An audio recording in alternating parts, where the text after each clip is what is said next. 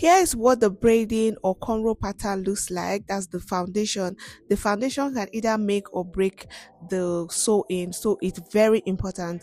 So this is what it looks like. I did like two different cornrows from around the leave out, connecting the two of them, connecting them to the back cornrows just to reduce tension. So that the reason why I did this extra two cornrows around the leave out is so that when I finish sewing in, it will reduce tension. So if you're an OG, you already know that the regular way I do the cornrow, that's the foundation, is just to cornrow all back. But for this, I had to just connect like two cornrows. I have to create like two cornrows around the leave out like this, and then connect it to the back just to reduce the tension. So I highly recommend this foundation or this cornrow foundation for everyone. And yeah, for the back cornrows, I just cornrowed everything all back after connecting those two around the leave out. Then cornrow all the hairs at the back, just back. And then while cornrolling, I actually connected all the tips to each other. And for the last tip, I use needle and thread to secure it, just so that it doesn't stick out when I'm sewing, and so that everything will lay down very flat at the back. If you want, I can film a video on, like a detailed video on different cornrows patterns or different cornrows foundation you can create before sewing in. So if you want to see that, you can leave a comment in the comment section below. And for sewing, I'll first attach needle and thread to the weft of the hair first before taking it to the braided hair, and then securing it firmly. And to secure this firmly, I'm going to stitch on that particular part like twice before I move forward. And how to do the sewing is just to push the needle and thread in out of the cornrow to form a loop, and then pass the needle twice through the loop, pull the needle out of the loop completely until it forms a knot.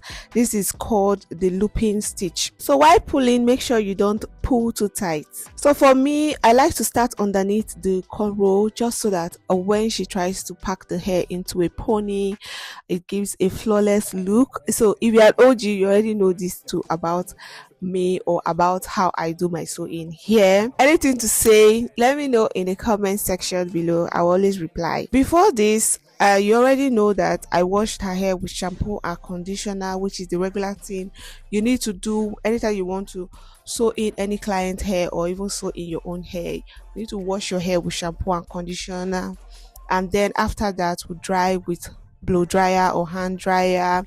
So this is really important just to keep the scalp neat, because most clients actually carry these sew-ins for months, for weeks. So yeah, the scalp needs to be clean. So we continue looping stitching like that. While doing this, we stack the tracks closely but neatly, and I will also be following the braid or the cornrow direction so that the hair flows naturally. And like I said before, the foundation is very important. It can make or break the whole sewing. We advise that you watch this video from the beginning to the end so that you don't get to miss any single part, because this video is so detailed. And then once I reach the end of a particular line, we just flip it over and then stitch that flip over like twice so that it can stay firm and flat before moving forward.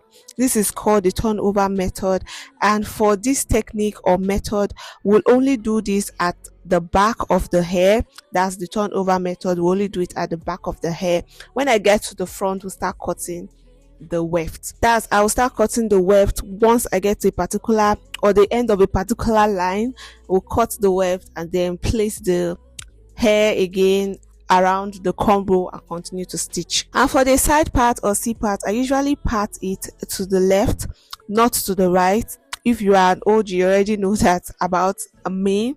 So I like to part to the left only if my client actually requests otherwise, then I can part to the right. But usually it fits almost all clients when it's parted to the left. Hope you get it. So for you, which part do you like to part your side part? Do you part it to the left or the right?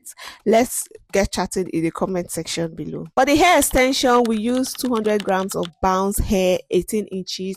You can check my website, our website, www.exquisitesignature.com, if you want luscious luxury hair, affordable prices. Like I said before, www.exquisitesignature.com. We have different hair bundles, wigs available, range. So after sewing in the first line, we'll sew on the second line just to move over to the third line.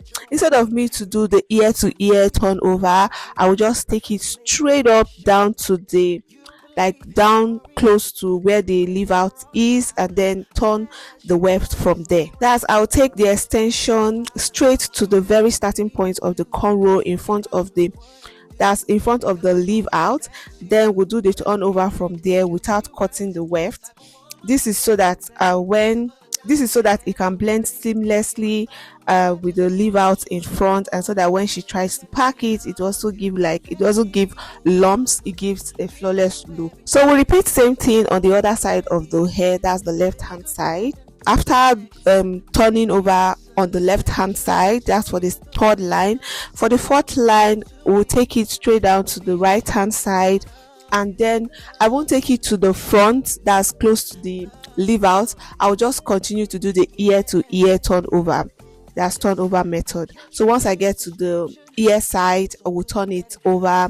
So I'll be sewing it from the inside of that third line, or that straight long line. So we'll just continue sewing it inside, and while sewing it inside, I won't be taking it to the left hand side because I have a lengthy cornrow on the right hand side.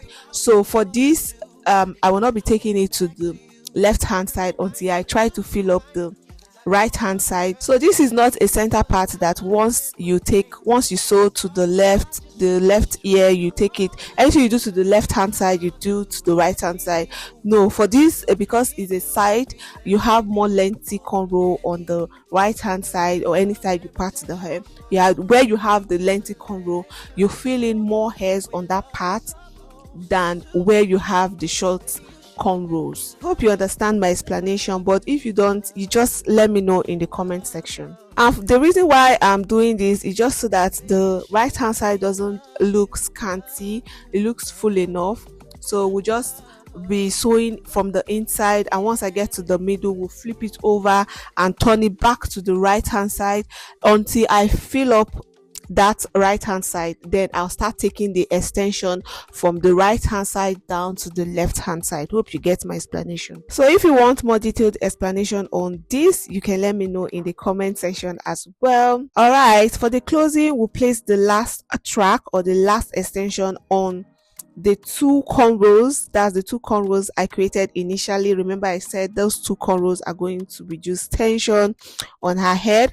So I'm going to place the extension on that two cornrows, and then we'll start sewing it like so. Then for the stitches, I'm going to be stitching very close to each other. I'm going to be stitching the weft, that's for the two cornrows, that's the two cornrows I created. The last extension I just placed, I'm going to be sewing or stitching each stitch very close to each other, and as I'm stitching, I'm making it look very neat. So we continue sewing on the last, that's for the last stitch, we continue sewing it securely, no visible thread, no lifting, like so.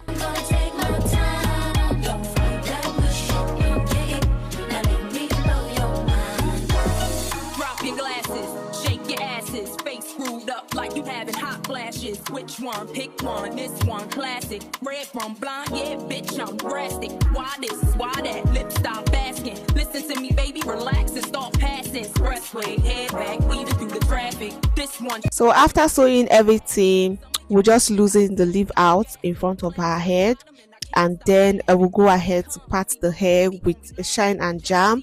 So I'm going to part the hair using the help of shine and jam and a tail comb. Then I will straighten the lines very well. Cut, bitch, camera off, real shit blasting.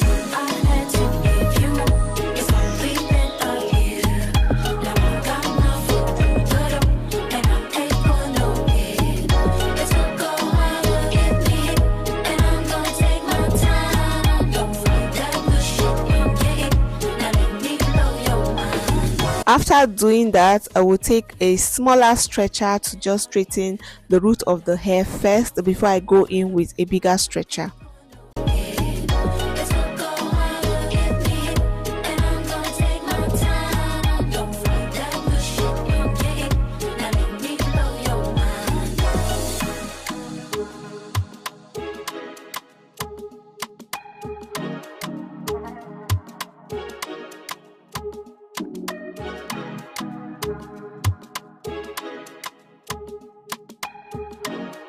So the next thing is just to apply serum to the hair and then coil the back of the hair. So at this point, I'm going to allow you to watch the video so that you can see the whole process yourself. For the hair extension, we use 200 grams of bounce hair, 18 inches. You can check my website, our website, www.exquisitesignature.com, if you want luscious luxury hair, affordable prices. Like I said before, www.exquisitesignature.com. We have different hair bundles, wigs available ranging from straight hairs, bounce wavy hairs, coily in different patterns. We have product as well, that's hair product as well available. And like I said before, the hairs are so affordable. Then after that, we'll go ahead to define the part properly, also apply shine and jam to the front of the hair, and then kind of style the edges as well. For maintenance, this is very easy to maintain because the hair is naturally coiled, so which will last for a long period of time. You do not need much for the maintenance because it's naturally coiled. So the only place that you might probably need maintenance is the front part of the hair, which you'll be needing to straighten like every now and then. And then for the hair itself, I did not layer the hair because the client did not request for me to layer the hair, just to give all those layering patterns or layering styling. She didn't request for that. She wants her bundles to still be intact so that she can still be using her bundles to, you know, install or sew in or wigs. So yeah, that's why I didn't layer the hair. Here's the final look. Thank you so much for watching. Hope you enjoyed and you like the video. Do not hesitate to leave all your questions in the comment section. I'm going to reply them. And also appreciation, if you have learned anything from this video, give the video a big thumbs up, subscribe if you haven't. I will talk to you guys in the next video. Bye.